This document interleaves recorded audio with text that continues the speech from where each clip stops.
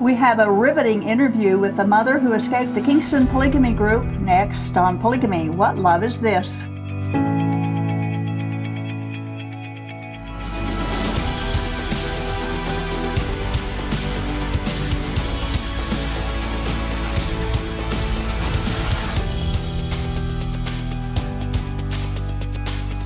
Our guest this time is a lady from the Kingston Polygamy group. She fled the group in 2012 after her husband informed her that he wanted another wife. She's found life outside of the polygamy group much different than they said it would be. And so to tell her story, we would like to introduce and welcome Melissa Ellis. Thank you. Thanks for having me. Thanks for coming. You got quite a story to tell. And I'm excited to talk about all the things that's going on in your life now, and a lot of the challenges that you've overcome since you left. It takes courage sometimes to speak out, and I think it's something you have learned after coming out, and now you're just talking all over the place. Currently, yes. Right now, yeah. You told me that as you got closer and closer to making the decision to get out, that you would watch our show, and it kind of helped you in your decision to leave, even though people around you at that time were saying that we were just telling nothing but a pack of lies. Yeah.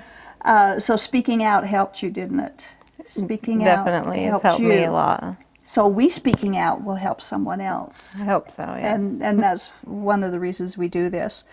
Many people have said to me and to others who have escaped polygamy that you're so courageous. You were so courageous to do what you did. And I always say I wasn't courageous, I was desperate. I wasn't courageous at all. What would you explain your decision to leave? Would you explain it as being courageous or desperate or rebellious or adventurous or what? Would you say you were? A lot more desperate in the moment, but afterwards being able to keep moving on and keep pushing forward was more of being courageous, I guess. But it was a lot of being desperate and knowing that I needed to protect myself and my children. And your children, especially, yes. And in leaving, it's not quite what they say it'll be. You know, if you leave, you're going to live a miserable life and threaten you with all kinds of things that will happen to you, and you'll just want to come back and you can't, and so on.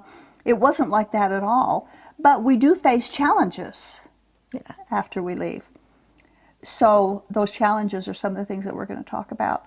But we don't want people to fear leaving just because they're going to face challenges. And now, when I left, there was no helps.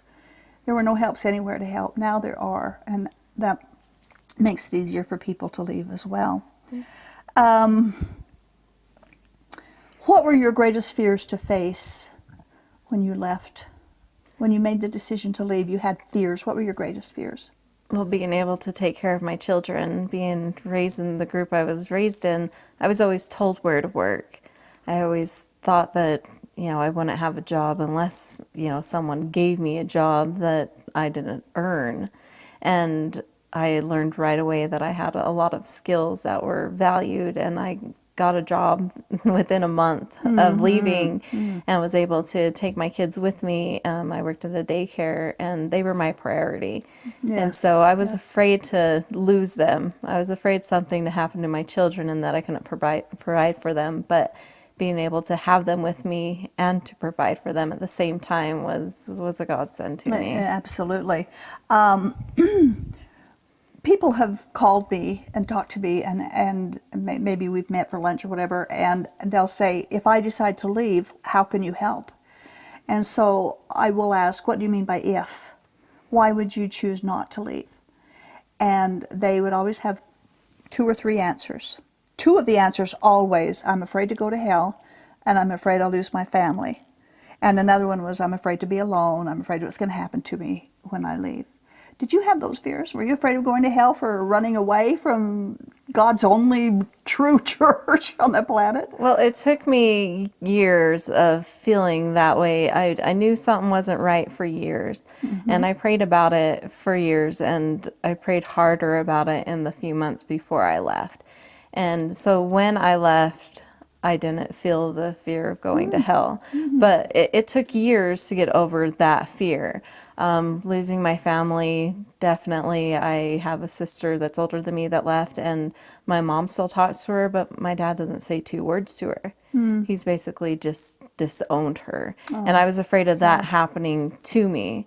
And, of course, my kids being taken away from me, because I had seen it done to other girls that had left, that their children got taken away from them. And that was more of my fear, is my kids not being with me. Exactly. After you left, how long was it before you felt the freedom to speak publicly about coming out of the Kingston polygamy group? It's just been recently. I think it was February was the first time that Just a couple of months ago. Just a couple months ago. So from 2012 to this year, 2019, I really just kept quiet. I wanted to be with my kids, but I've known for a little while I needed to start speaking, that something isn't right, and I need to protect my children more from the abuses that happen in the group, even though they're not there all the time. They're just there part of the time when they go to their dad.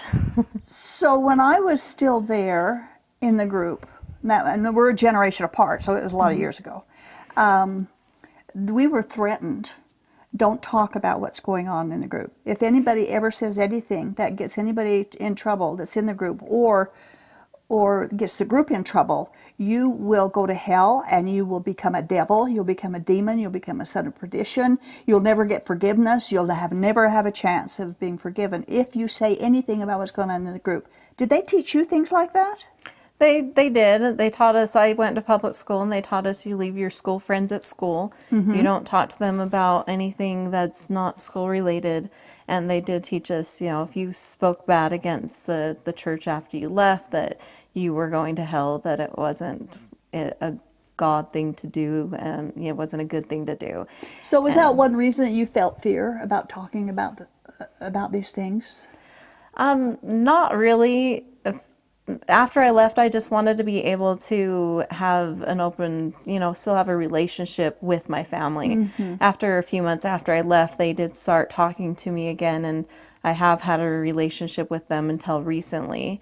And so I just didn't talk because I wanted to keep that relationship open. Okay. But all right, that's good. It's better than having all the fears that it took me 25 years to get over those fears. I thought maybe we'd let our viewers know that we are related. Your maiden name is Hanson, and of course my name is Hanson. Your grandfather and my mother are siblings, and your father is my first cousin. Yeah. Your father is an attorney, and he's still in the Kingston group. Okay. When I was still there, the Hanson name was not an elite name, so we were not highly respected, I should say. Okay. Is your father? He's an attorney. He's got an elite job. Is it any different now in the Kingston group with the Hanson family? Not really. I mean, the Hanson name is still low on the totem pole, if you will.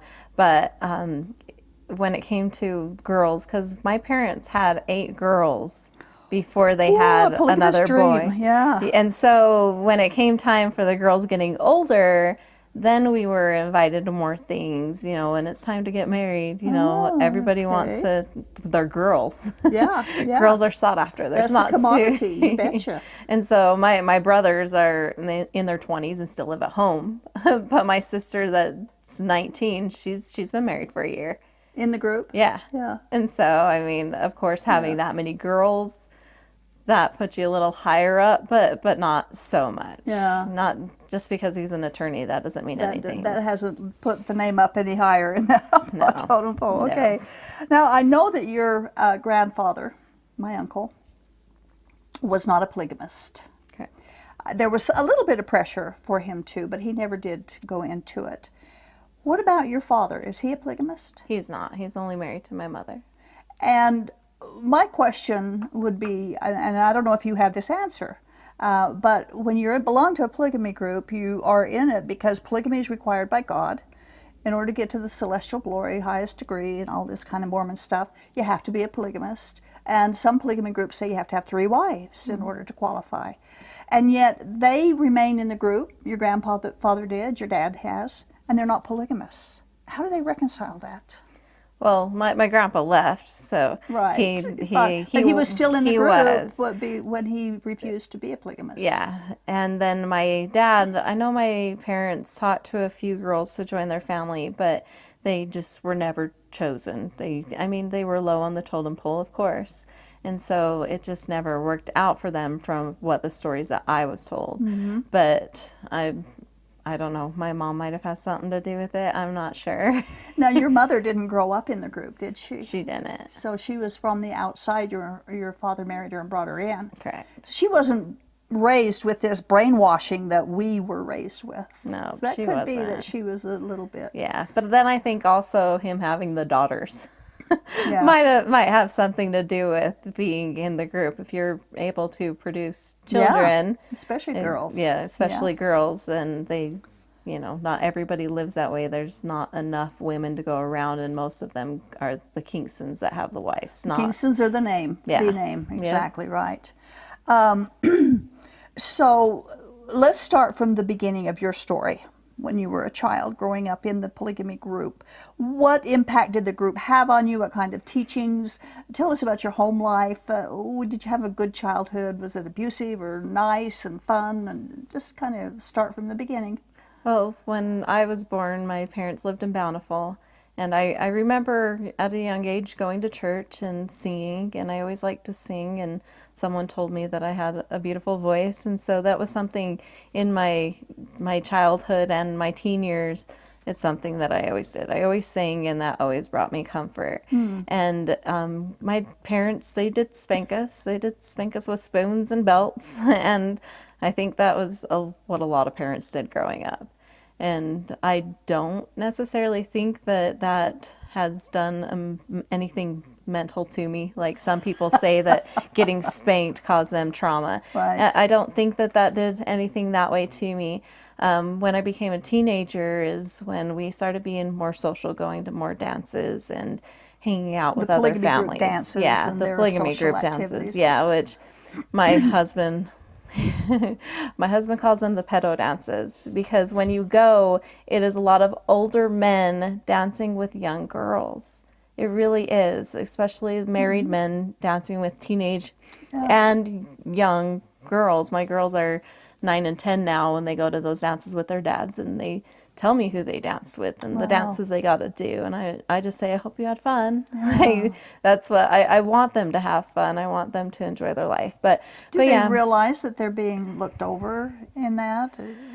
Probably not, unless your dad said something to them. yeah, they probably don't. And I just try to be careful about what I say. Right, yeah. But yeah, so we went to those dances, and I got to know different people and different families. And when I was 16 was the first time I got engaged. So growing up, I think it to was a guy in the group. to a guy in the group. Was he married? He was not at the time when I got engaged to him, but he got engaged to somebody else while he was engaged to me and didn't tell me. Sounds like Joseph Smith. So my mom did allow me to call it off. I was physically sick and depressed over word. it. So she told me that it wasn't done correctly, that I could call it off if I wanted. Well, good for her. So, I mean, I think before that it was pretty normal. I did have a job at 13, and I wanted it. I did help my dad in his law firm a little bit, filing things for him, but I wasn't one that was forced at a very young age to go to school. I think that had a lot more to do with my mom. I think a lot of our normalish childhood had to do with my mom not being raised in it. That's good. And she wanted us to get our education and things like that. So you went to all the polygamy group social activities as well as church meetings and Yes. all of that. Yeah.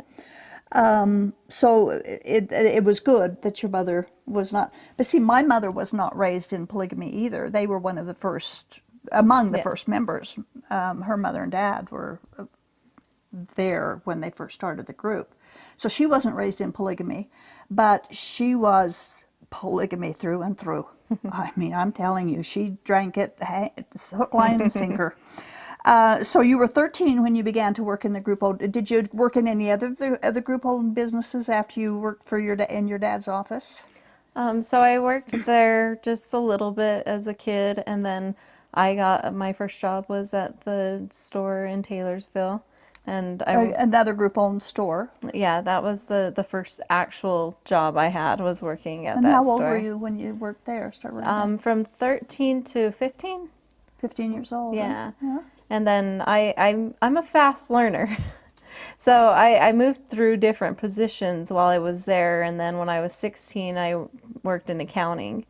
Wow. And I did that. I loved doing it. I even got a scholarship to an accounting college, which Wow. I didn't do. And then I worked at the coal mine. I worked at the coal mine for 7 years. Down in Huntington. What did you do at the coal mine? I did some of the accounting. First, it was a wait desk, though, but then I helped with some of the accounting, and then I became a draftsman, and then I became project manager and was in the engineering office. Wow. So, in all of these jobs, how did they pay you? They pay us through the statements, the Kingston bank statements. They don't give you payroll checks They write payroll checks, but they deposit them for us into their own account. into their own account. Yes. Okay, so they give you a statement, a monthly statement of how much money they deposited in their account for you. Yes. Okay. Did you have ready access to it? If you needed money, did you have ready access to your paycheck? You always had to go to the office. The Kingstons have what they call the office, where you'd have to go to get any checks or any cash or to transfer money from one person to another. So if you sold somebody something, you could go and write out one of these forms to have money from their account transferred to your account.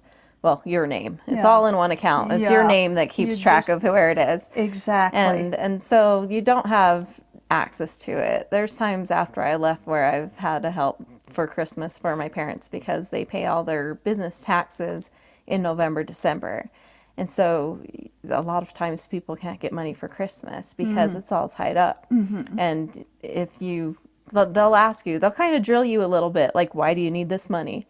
Like why should we give it to you? Kind of like, it's And mine. it's your money. It's mine. Right. But you would have to tell them, okay, yeah, I'm paying my power bill. I need to go buy some clothes for my kids. And then they'd say, why aren't you going to our store? But but yeah, you do have to prove why you need it. You kind of get hounded about why you're taking money. One girl that I talked with that came out of the Kingston group said that after she came out, she opened up a bank account in just a regular bank, and she needed to draw some money out of that account one time, and she was just stressed out on what she was going to tell the teller why she needed the money. And she didn't know what to say and all that. So, but she actually went to the teller and says, "I need this money. I need to do this." And the teller said, "It's your money. You can take what you don't have to tell me what you're going to use it." Yeah. And it was just kind of so shocking to her. Wow, this is freedom, huh? Yeah. Freedom outside of their control. Yeah. Now, in the Kingston Polygamy group, they have marriage classes that girls have to start at the age of 11. Did you go to those marriage classes at 11? I did. What did they teach? So at first they kind of teach you that you need to find the person you're supposed to marry and the steps along that route of who to find out who you're supposed to marry. They also teach you how to do laundry, how to cook, how to clean, and, things to make sure your husband stays happy, but just everything that a 50s wife would do, basically. Did they talk about polygamy in those marriage classes? They did. And what did they, 11's pretty young for this kind of teaching. What did they tell them about polygamy at that point? Well, in the Kingston group, they're ones that teach to get to the highest kingdom of heaven, you have to have 3 wives. So if you're a first wife, you need to help your husband to be able to get those other wives. And if you're supposed to marry somebody that's already married, that the steps to know that that's the person you're supposed to marry. So you had to live that law to be able to, the law of plural marriage, polygamy, to get in the highest kingdom of heaven is what they taught us. When you were 11 and you were learning that, maybe you learned it before you went to those marriage classes, I don't know. But when you were learning that at that young, did you understand? You can't really fully understand what they're teaching you. You're still a kid. Well, you learn it from the first time you go to a Sunday school class or any time you go to church. So from being a baby, you're taught these things. So it was normal. It was normal in the group. It was normal to think that that was okay. So what how young are the girls when they start grooming them for a certain man? And how does that work? 12, 13. One of the reasons I left was we had someone that was over our family come and tell my husband that for him to get a second wife, he needed to start talking to him when they were 12 and 13. So that way, by the time they were 18, they knew that's who they were supposed to marry. So they don't marry underage girls anymore, but they have them all ready for marriage the moment that they're legal age? Yeah, the second wives, yeah. So how old were you when the next step in your life was marriage? So then when I actually got married, I was just over 18. So when you got engaged at 16 to the guy who got engaged to somebody else when at the same time, and you didn't even know about it, you didn't marry him. I didn't marry But you him. married somebody else. Who picked him? Did he pick you? Did you pick him? Did the leader pick him? How did that work? Well, I had several men come to me, asking me to marry them, and They were all married men? And they were all married men, except for my ex. He was the first guy that came to me that had never had. I was his first wife. Okay. And so that was one of the reasons that I married him. And he also said that he didn't feel like he had to live that way to get into the highest kingdom of heaven, which now is from other girls that have left. I've heard that's the same line their husbands pulled on them. But then after they're married, then that line changes. Yeah. Yeah. So what about him? How was he? Was he a good husband? Was he a good father? You had 4 kids with him. I did. Actually, 2 days after we got married, he brought me to the kitchen table. We sat down at the kitchen table, and he wrote down all the bills that had to be paid, how much food was every month, and told me that I was to pay all the bills, and he was paying me $200 room and board. And once I had a kid, it went up by $100. He was paying you room and board. He was paying me $200 room and board, and I had to pay all the bills. And you had to pay all the bills. In other words, go get a job and get prepared. And that was to finance his getting a second He wife. was saving the rest of his money to be able to have another family. I'm never surprised. I don't know why. And that's what I didn't know what to do. I was so shocked because my mom was a stay-at-home mom. My mom and my dad worked together on everything they did, which, my mom coming in from the outside world, it's not normal in the polygamy families. That's right. It's not. The women work and take care of the family, family. and their husbands are busy trying to find another wife. Like, that's the norm in a polygamous cult. So I was very surprised that he told me before that he didn't feel like we need to live that way to get into the highest kingdom of heaven. And 2 days later, he sprung this on me. And I just really didn't know what to do about it. Wow. So what did you do? Nothing. We did those classes, so I knew I needed to do what my husband told me to, because we're also taught the law of one above another. You have to do what you're told by the one over you. Well, and he If was you over don't, then you're in trouble and going to hell. And they definitely taught us that. Right. So did he start courting other girls at that point? Do you know how he was? After the first 2 weeks, there was one person he wanted to go talk to, and I did let him, but I also told him I had a dream that she was supposed to marry this other person, and she did end up marrying who I said she was going to marry. I guess coming out of that and being able to, explore other religions and be able to feel free more about myself. I've always kind of been sensitive. My mom always said I was strong with the Holy Ghost, and so I've kind of always known things. So when he finally did prepare to take that step, is that the straw that broke the camel's back for you?